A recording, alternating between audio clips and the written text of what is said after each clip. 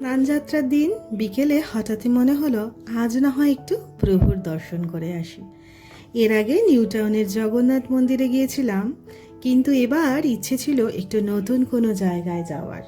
ইনস্টাগ্রামে দমদমের শ্রী জগন্নাথ মন্দিরের অনেক ভিডিও আমি দেখেছি, তাই সেদিকেই রওনা দিলাম।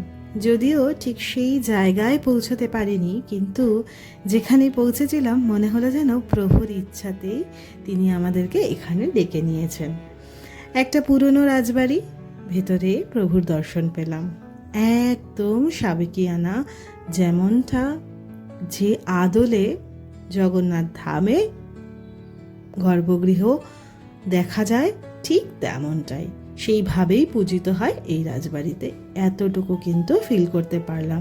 চারিদিকের এমন একটা শান্ত পরিবেশ, পবিত্র পরিবেশ, যেন মুহূর্তের জন্য নিজেকে জগন্নাথ ধামেই অনুভব করাচ্ছিল। কালো পাথরের সিঁড়ি, গর্ভগৃহের আদল, প্রতিটি কোণ এত সুন্দর করে সাজানো ছিল যে চোখ ফেরানো কঠিন হয়ে যাচ্ছিল। ঠিক তখনই প্রভুকে শয়নের প্রস্তুতি চলছিল। স্নানযাত্রার পর তুলসী, দুব্ব আর ফুল দিয়ে সজ্জিত প্রভুর সেই অপূর্ব রূপ দেখে মনটা ভরে গেল।